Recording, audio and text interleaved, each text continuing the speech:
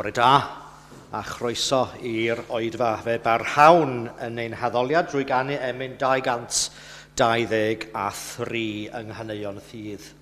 Mawl fo i'r arglwydd sy'n frenin gogoniant y mawredd. Clod i'r gorchaf a ddyru i'm henaid o'r ddoledd. Tyred ath gan, salmau, telynau yn lan, seinier ei fawl yn ddiddiwedd. Ac yn y blaen, emyn 223.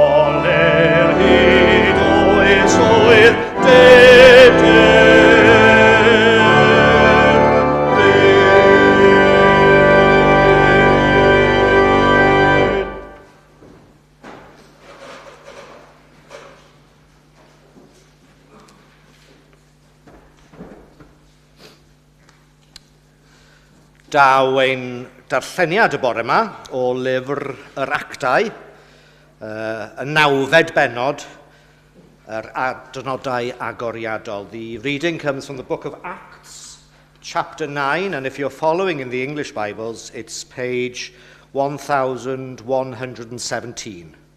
1117. Acts chapter 9. Hanes trwedigaeth Saul.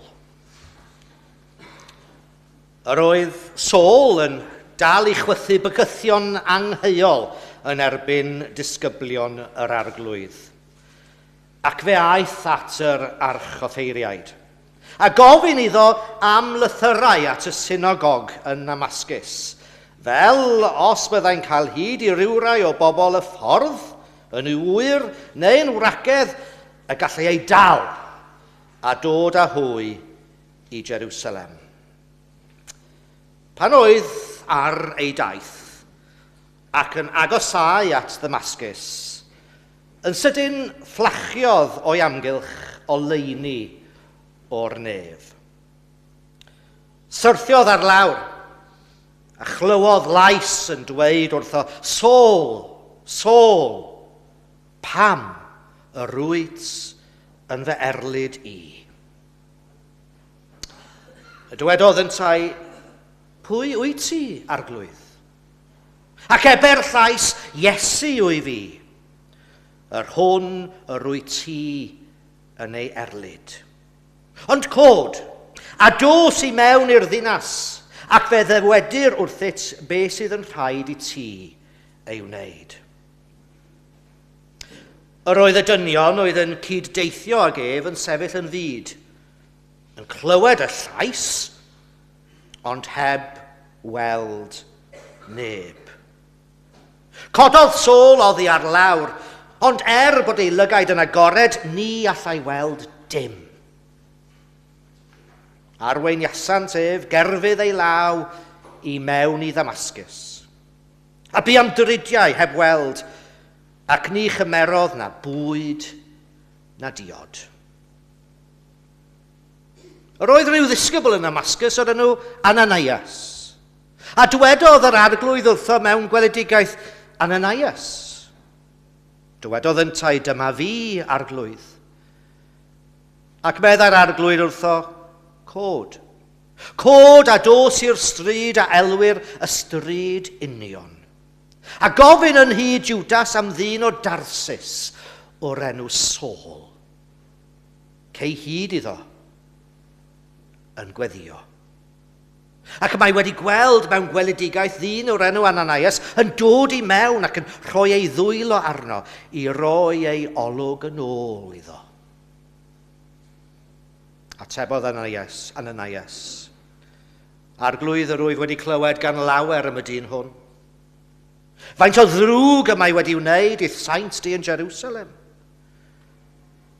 Yma hefyd y mae ganddo awdurdod oddi wrth y prif offeiriaid i ddal pawb sy'n galw ar dy enw di. Ond dywedodd yr arglwydd wrtho, dos di. Llestr dewis i mi yw hwn. I ddwyn fy enw ger bron y cenhedloedd a'r brenhinoedd a cher bron plant Israel. Dangosa fi iddo faint sy'n rhaid iddo i ddioddef dros fy enw i. Aeth Ananias ymaith ac i mewn i'r tŷ a rhoddodd ei ddwylo arno a dweud, y brawd Saul, yr arglwydd sydd wedi fy anfon, sef Iesu. Yr un a ymddangosodd i ti ar dy ffordd yma mwyn i ti gael dy olwg o nôl, ath lenwi ar ysbryd glân. Ar unwaith, syrthiodd rhywbeth fel cen oddi ar ei lygaid a chafodd ei olwg yn ôl. Cododd ac fe'i bedyddiwyd a chymerodd luniaeth ac ymgryfhaodd. A bwy bendith Duw ar y gwrando a'r deall o'i air sanctaidd. Amen. Trown unwaith eto at llyfr y Mynnau mwyn i ni ganu gyda'n gilydd emyn rhif 700, hymn number 700. Ti, yr hwn sy'n gwrando gweddi, at a ti y daw pob cnawd. Llef yr isel ni ddirmygu, clywi o cheneidiau'r tlawd, dyd ei garedd sy'n cofleidio'r ddeiar faith. Ac yn y blaen, emyn 700.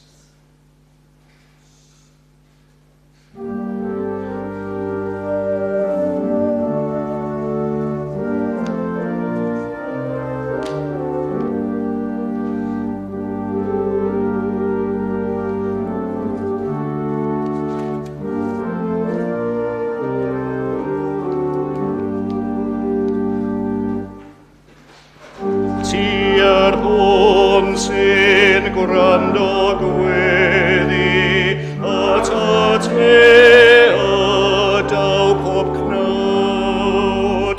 Lle mae'r isel niddi'r magu glaw o'ch naid i'r tawd.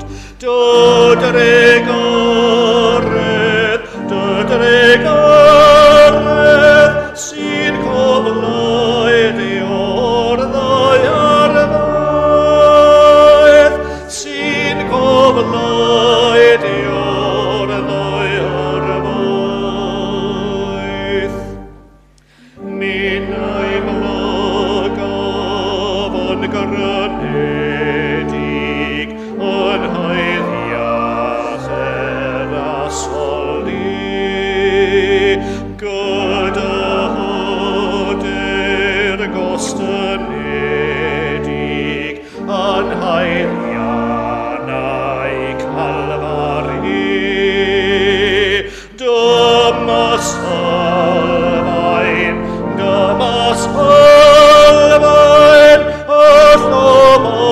llobaethion a'i oged, y llobaethion a'i oged. Hysbys oedd Tom holl anghenion cyn a'i traeth i Gerdyfron. Gwyddost gyddfeddyliau nghalon a chroedriadau mynychon. O tostyria, ymgilydd a fi a thras, ymgilydd a fi a thras. Nid oes ymddoros yn unig, a dewyll a faesiau mawr, o'r profiad y bendigedig, o effaithiau mi nawr. Arglwydd gwrando, mewn tregorydd ar fy llef, mewn tregorydd ar fy llef. Arglwydd gwrando,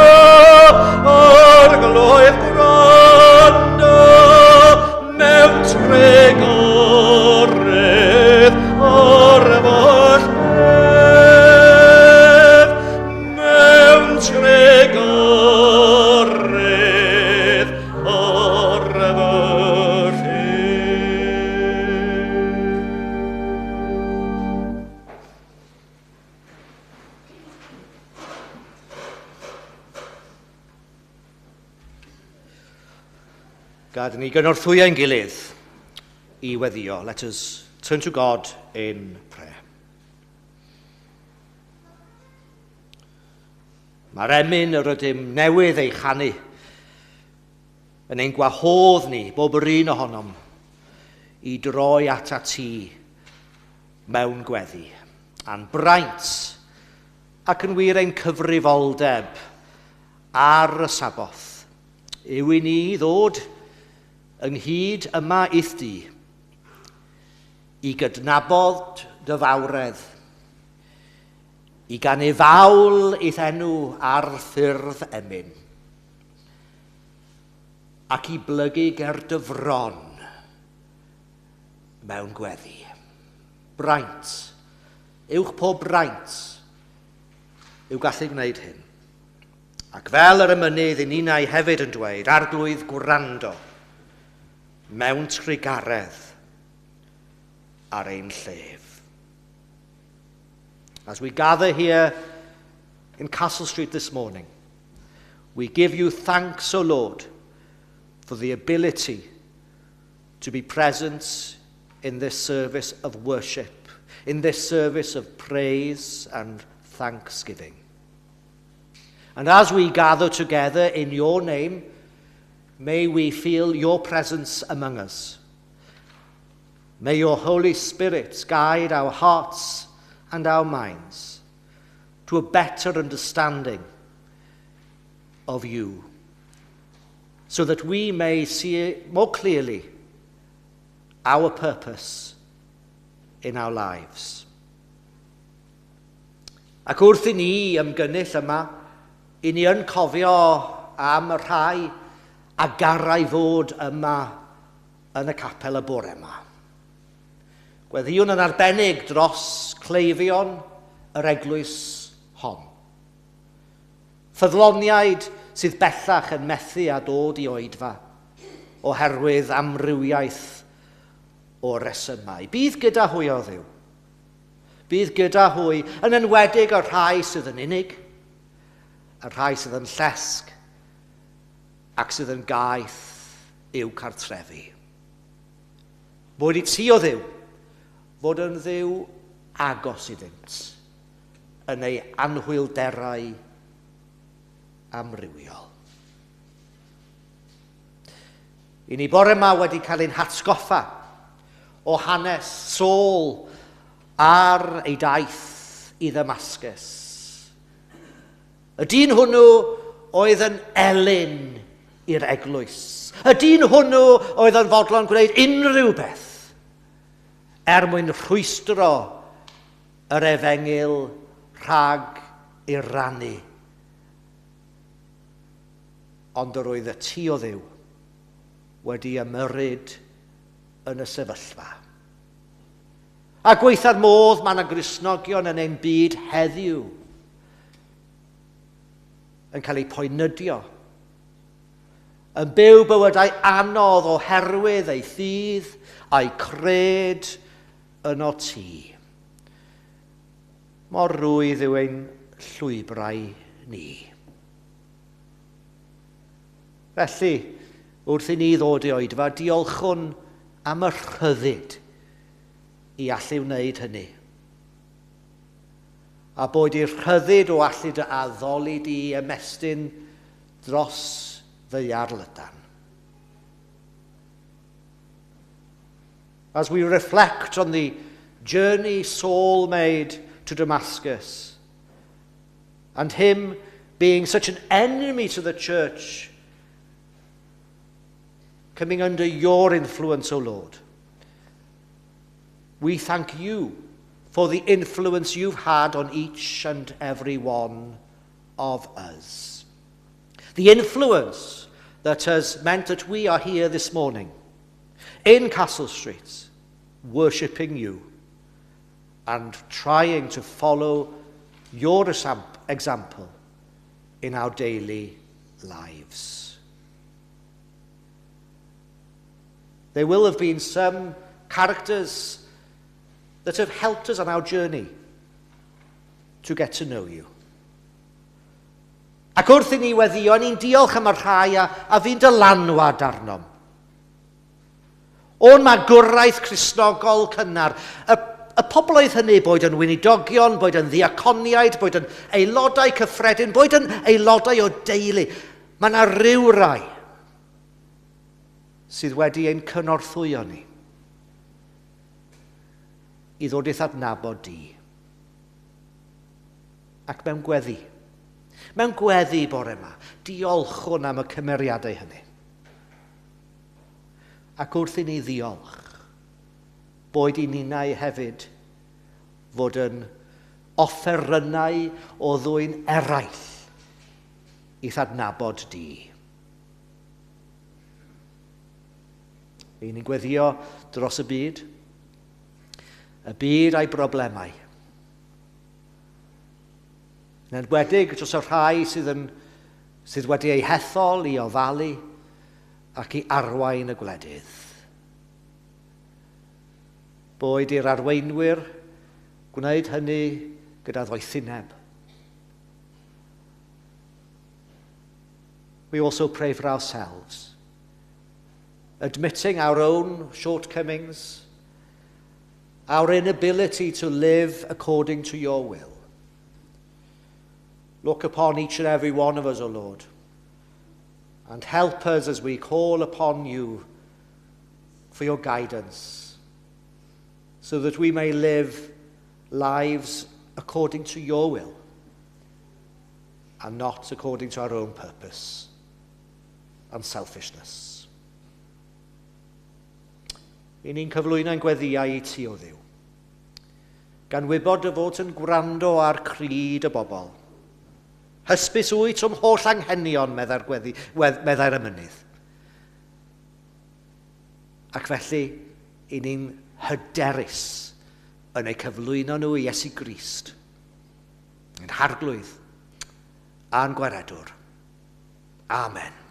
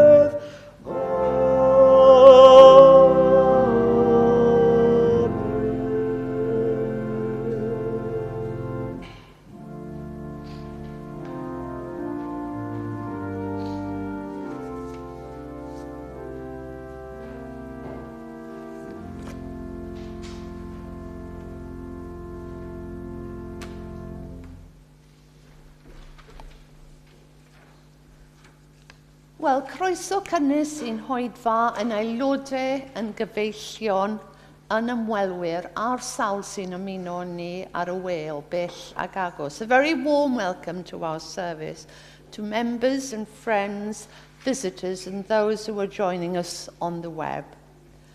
A mae'n bleser y bore yma cael estyn croeso arbennig i'n pregethwr gwadd, sef Mark John Williams o Gaerdydd. A mae nifer o'n chi nabod ond rhag ofn bod rhai o'n chi ddim. Mae'n unidigol o Fai Colwyn, yn athro yn ysgol gynradd y Mynydd Bychan Caerdydd, ac yn ysgrifennydd Eglwys y Tabernacl y Rais Caerdydd. And when the young people of Tabernacle Cardiff come, usually annually, to take service here, Mark John is the leader of the group, and last time they were here, he was also the organist. We're very pleased to welcome him as our guest preacher this morning. Diolch yn fawr iawn i chi am eich arweiniad a ni'n awyddus i glywed eich neges. And thank you very much to Paul for his important contribution on the organ too. It's good to have you and Gwenllian back with us this morning. To follow, there'll be an evening service at 6 with Mark John Williams in the pulpit. A dydd Sul nesaf byddai'n hoedfawn yn dilyn y patrwm arferol o oedfa gymun am 11 a'r oedfa chwyrol am 6 gyda'n gweinidog wrth y lliw. After next week's evening service, there'll be a gathering of the Chapel Curry Club. Cofiwch am yr oedfa canol wythnos am hanner dydd yn y neuadd islaw. Bydd cyfarfod cyntaf Cymdeithas Pnawn Sadwrn, dydd Sadwrn sy'n dod, Chwefror y cyntaf, am 11 gyda John Jones y Borough yn siarad am stori Ryan Davies. So that's the first Saturday afternoon society will be next Saturday at 11 o'clock, February the 1st, with John Jones, a Borough, telling us the Ryan Davies story. Cofiwch ddod lawr I cael te neu goffi a chyfle am sgwrs ar ôl yr oedfa. Do join us for tea and fellowship down in the lower hall after the service. Ac yn awr, fe ddawn nhw amgylch I dderbyn eich rhoddion. And now we'll come round to receive your gifts. Diolch yn fawr.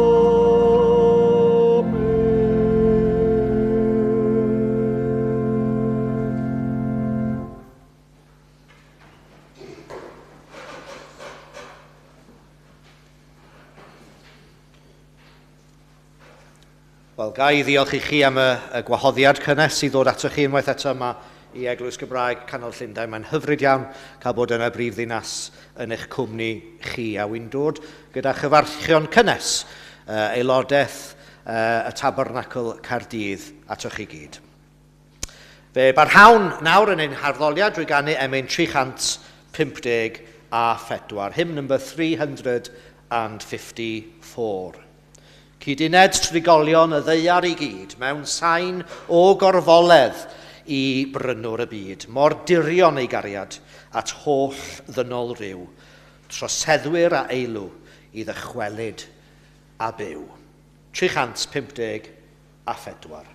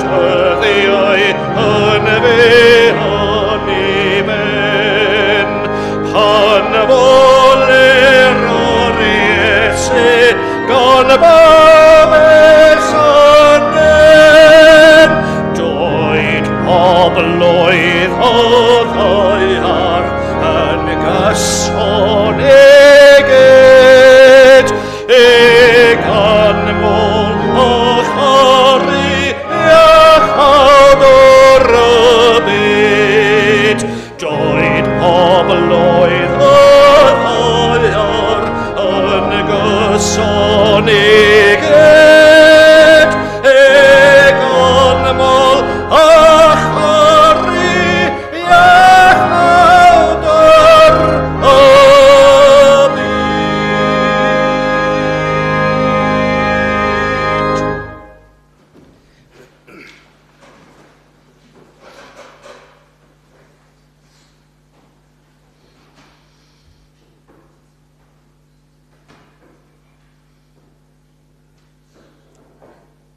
Pan oedd ar ei daith ac yn agosau at Ddamascus, yn sydyn fflachiodd o'i amgylch o leini o'r nef. Syrthiodd ar lawr a chlywodd lais yn dweud wrtho, Saul, Saul, pam y rwyt yn fy erlyd i? Saul, Saul, why do you persecute me? Ddoe, yng Nghymru, roedd hi'n ddiwrnod Santes Dwynwen. Y diwrnod pan y bydd y Cymru yn anrhegu ei cariadon gyda rhosynod a siocledi.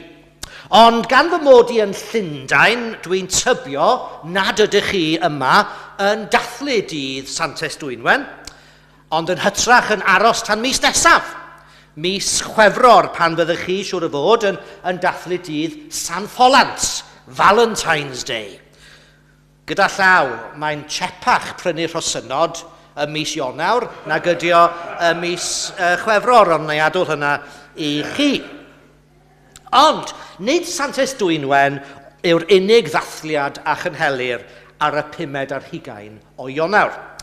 As well as yesterday, the 25th of January being Santes Dwynwen's Day, the patron saint of Welsh lovers, our brothers and sisters in the Anglican tradition celebrate and remember the conversion of St. Paul the Apostle on the 25th of January. And yesterday, both Rob, the minister of this chapel, and myself went to St. Paul's Cathedral for choral evensong for the conversion, to remember the conversion of St. Paul the Apostle.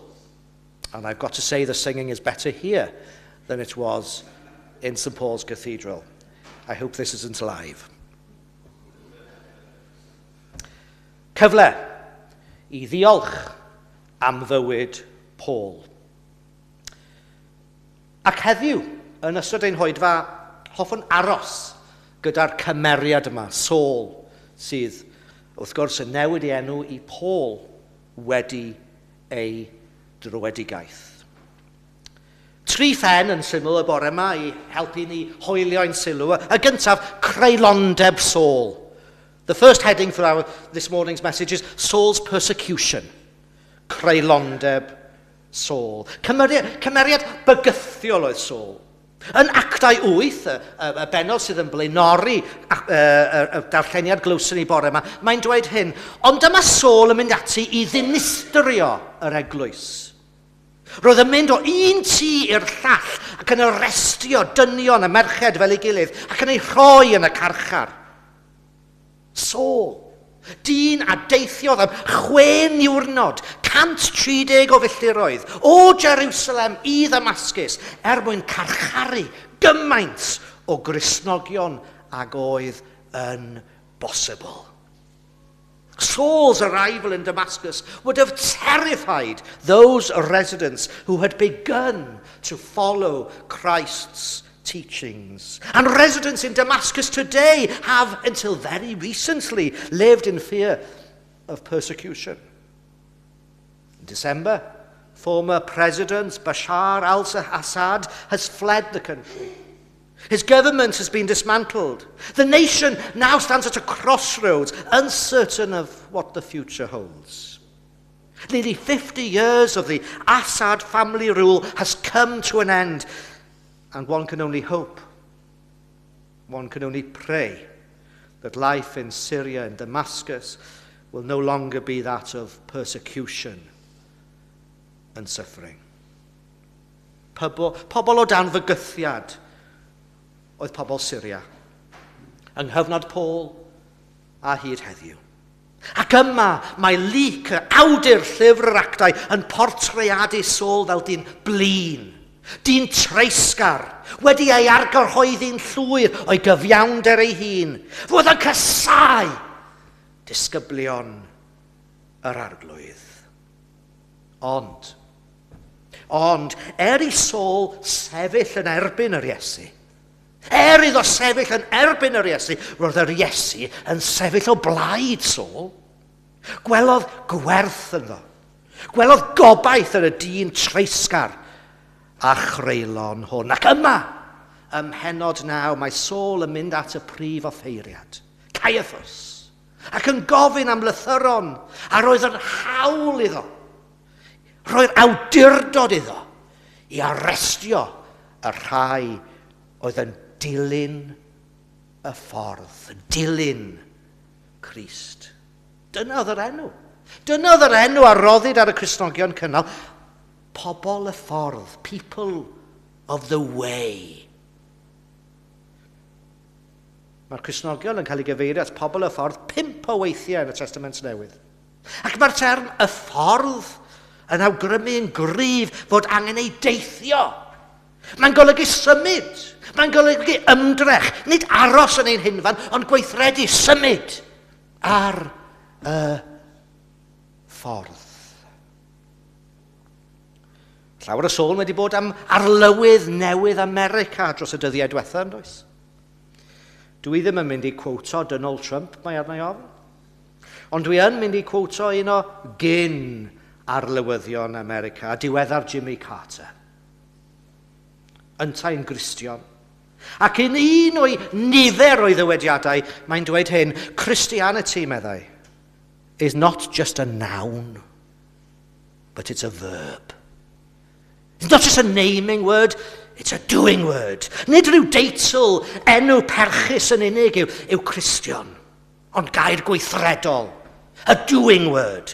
Gair sy'n golygu gwaith, gweithredu, symud. Ac os oedd neges Iesu Grist wedi cyrraedd Damascus, tref 130 milltir o Jerusalem, mae'n amlwg ei fod yn ffydd oedd yn teithio'n bell o ble y dechreuodd. Roedd neges bobl y ffordd yn gwrthod aros yn ei hunfan. Roedd ei dylanwad yn bell gyrhaeddol. Damascus, capital of Syria, one of the oldest inhabited cities of the world. And as Saul entered this great city, Luke tells us in the book of Acts that he was blinded by a great light. A light that has been described as stronger than the sun. Paul, later on in the book of Acts, reflects on this time and says, At midday I saw on the way a light from heaven, above the brightness of the sun, shining round about me, and them which journeyed with me. Ac wedyn, ni'n clywed y llais yma. Y llais. Saul. Saul. Pam yr wyt yn fy erlyd, creulondeb Saul yn amlwg. Saul, Saul, pam yr wyt yn fy erlyd. A mae'r ailadrodd yma, Saul, Saul, yn awgrymu i mi anwyldeb yr Iesu. Emosiwn dyfnaf Duw. I ni'n clywed yr un peth pan mae'r Iesu'n ymweld, chi'n cofio, Iesu'n ymweld ar 2 chwaer, Mair a Martha, Methania. Chi'n cofio'r hanes o'r fod? Martha yn brysur, yn ffysian yn y gegin, yn paratoi gwledd ar gyfer yr ymwelydd o bwys, a wedyn, Mair yn eistedd lawr. Eistedd lawr yn gwrando ar yr Iesu. Ac yn y pen draw mae Martha gael llond bod, dweud wrth i Iesu, dweud wrth i helpu fi. Mateb yr Iesu, Martha, Martha, yr ailadrodd, Saul, Saul, Martha, Martha. Rwy ti'n poeni ac yn cynhyrfu am gymaint, ond mae Mair wedi dewis y peth sydd yn gywir. Saul, Saul, meddai'r llais yma. Yr elfen o anwyldeb yr Iesu yn cael ei hadleisio yma yn Damascus. Saul, Saul. Pam? Pam rwy ti'n fe erlyd? Pe bai Duw yn galw arnom ni yn yr un modd, ffrindiau. Pa gwestiwn fydde'n dilyn sgwn ni? Pa gwestiwn fydde'n dilyn? A dyna sy'n arwain at yr ail ben. Creulondeb Saul, Saul's persecution. Cwestiwn Crist. Creulondeb Saul, cwestiwn Crist. Saul's persecution, Christ's question. Yn dilyn cwestiwn Duw, daw gwestiwn arall chwad. Ymateb Saul yw pwy wyt ti, arglwydd? A pan dwi'n darllen y cwestiwn yma, un emyn sy'n dod i'r fel, pwy wyt ti, arglwydd? Os oes rhywun yn gofyn i ni, pwy ydy Duw? Pwy yw Duw? Un emyn sy'n dod i'r meddwl ni. Emyn gan Azariah Shadrach. Chi'n cofio'r emyn, mwyn siŵr. Os gofyn rhywun beth yw Duw, atebwn ni, mae cariad yw. Fe fflamiodd cariad 3 yn 1 yn rhyfeddol at anheilwng ddyn. Ac os oedd rhywun yn anheilwng, Saul oedd hwnnw. Creulondeb y dyn hwnnw. Ac eto, Duw yn ymyrryd ar y person. Pwy wyt ti? Yr arglwydd yr ateb yn syth, Iesu. Iesu sydd yma. Iesu, yr un wyt ti yn ei arlyd. I am Jesus, the one you persecute. Iesu. Yma, mae Saul yn cael ei gyhuddo am erlyd yr Iesu. Doedd Paul erioed wedi cyfarfod yr Iesu hyd y gwyddom. Rys dim tystiolaeth yn y Testament Newydd bod Paul wedi cyfarfod yr Iesu erioed. A pe bai o wedi, dwi'n siŵr bydde un o awduron y Testament Newydd wedi cyfeirio at hynny. Erlyd yr Iddewon. Erlyd yr Iddewon oedd wedi troi at Iesu, oedd Paul, nid at yr Iesu yn hy. Ond ni'n dysgu rhywbeth bwysig fan hyn, chwal. Ni'n dysgu rhywbeth o bwys. Mae'r Iesu fan hyn yn pwysleisio'r berthynas agos sy'n rhyngddo ef a'r eglwys. Perthynas na ellir ei wahanu. A mae Paul yn pen draw yn deall hyn pan mae'n sgwennu at y Corinthiaid. Mae'n esbonio yr eglwys fel un corff. A'r Iesu yn ben iddo a ninnau fel aelodau yn freichiau ac yn goesau, yn draed, ac un corff yw'r eglwys. Ac os ych chi yn poenydio'r arglwydd, ych chi'n poenydio'r eglwys. Os ych chi'n poenydio'r eglwys, ych chi'n poenydio'r arglwydd. By persecuting the followers of the way, Jesus, in his response to Paul's questions, remind him that by persecuting followers of Christ, he is also persecuting Christ himself. Paul himself reminds us of this when he writes to the Christians in Corinth. For just as the body is one and has many members, and all the members of the body, though many, are one body, so it is with Christ. Question Christ. Christ's question. Pam yr wyt yn fy erlyd? Why?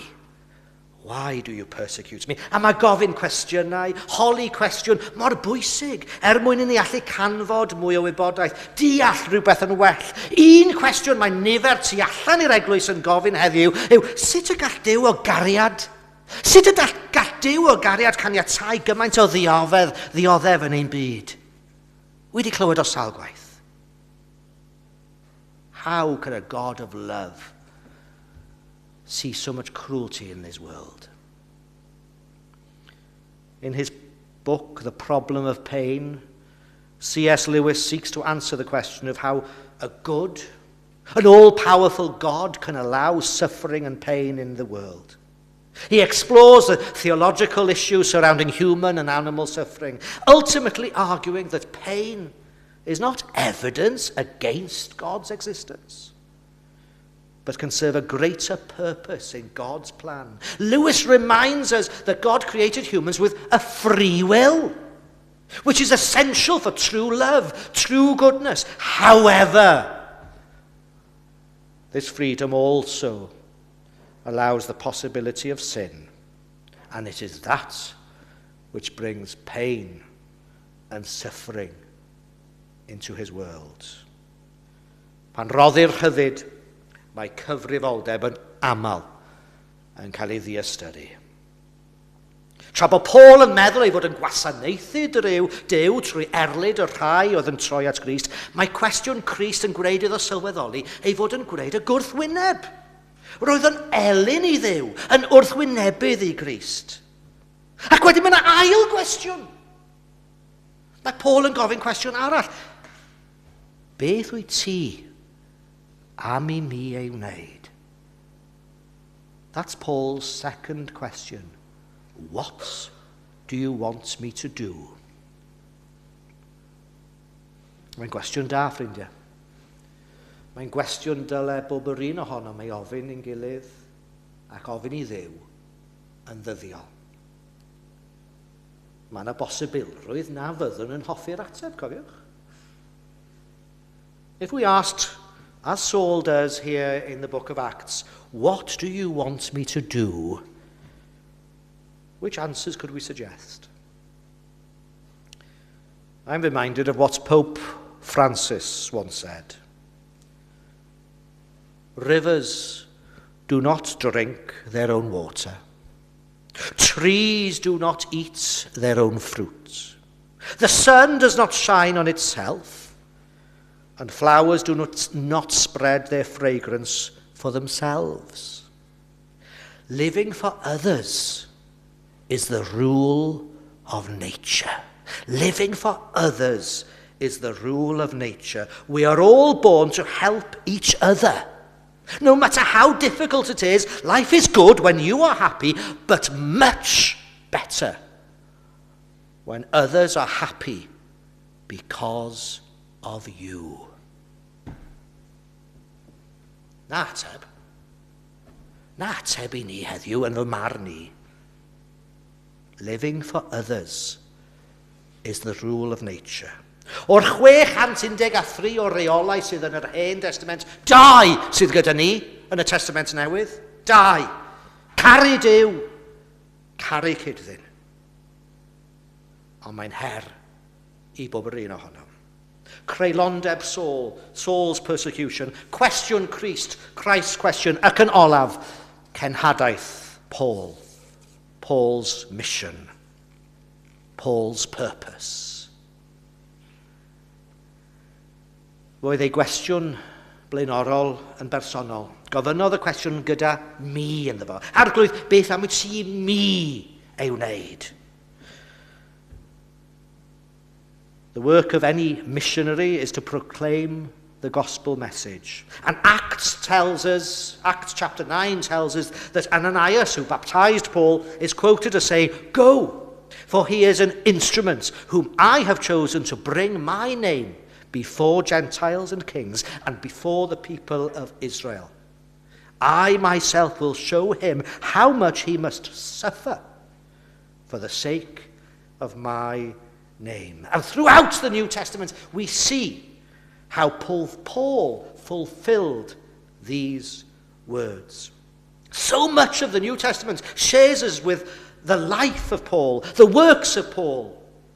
During more than 20 years, he made 3 missionary journeys. He traveled over 10,000 miles by ship, by foot, preaching about Jesus and founding Christian communities. He journeyed through present-day Israel, Syria, Turkey, Greece. Walking those distances was a major task. And as we read in various accounts, traveling by sea was no comfortable task. Ac mae galw arnom ni. Mae galw arnom ni fel Cristnogion yn aml I fod mewn sefyllfaoedd sydd yn anghyfforddus I ni. Sefyllfaoedd sydd yn profi dycnwch ein ffydd.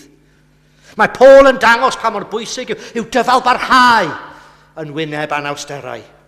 Oherwydd y pethau pwysig a gall unrhyw un ei wneud yw rhannu gair Duw a gwahodd y byd i berthynas a Christ. Chyfo be wrth i mi heneiddio, mae'n ambell emyn yn fy helpu i ar siwrne bywyd. A geiriau Eifion Wyn hoffwn i rannu gyda chi bore yma, emyn arbennig Eifion Wyn. A pan wy'n darllen y geiriau, neu'n canu'r geiriau, mae yna elfen o gywilydd yna. Ond mae yna elfen o her hefyd. Dod i mi galon, meddai Eifion Wyn, dod i mi galon well bob dydd. Ath ras yn fodd i fyw. A dyma'r gwpled, fel bwy eraill, drwy fi, adnabod cariad Duw. Fel bwy eraill, drwy fi, adnabod cariad Duw. Her i bob yr un ohonom. A yw ein bywydau ni, ffrindiau, yn adlewyrchu cariad Duw. A ydym yn cyflawni pwrpas Duw yn ei fyd. Gai orffen gyda'r englyn sydd i'w weld ar fedd y parch Tom Nevin Williams. Bu was gwir, heb seguryd, i'w arglwydd, dan eirglod ac adfyd. A dyma'r gwpled. Ac o'i bregethau i gyd, y fwyaf oedd ei fywyd. Ac o'i bregethau i gyd. Oedd yn bregethwr mawr, Tom Nevin Williams. Dim ots am hwnna. Ei fywyd oedd yr esiampl orau. Dod i mi galon well bob dydd. Ath ras yn fodd i ddiw. Fel bwy eraill drwom ni. Pob yr un ohonom ym Castle Street bore yma. Gadewn yr adeilad yma. Gan gofio'r gwpled. Fel bwy eraill drwom ni. Adnabod cariad Duw. Mwyn ei enw. Amen.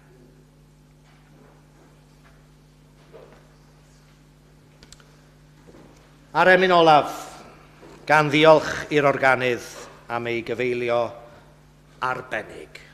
738. 738. 738 is our final hymn. Gwrando Iesu ar fy ngweddi. Clyw fy ngeiriau, clyw fy llef. Clyw y diolch sydd fy nghalon am i ti ddod lawr o'r nef. Mae gorfoledd yn fy enaid. Am i unwaith wisgo cnawd. Diolch Iesu. Diolch Iesu am dy fod i bawb yn frawd. A mwyn ei enw. Parhawn i ganu 738.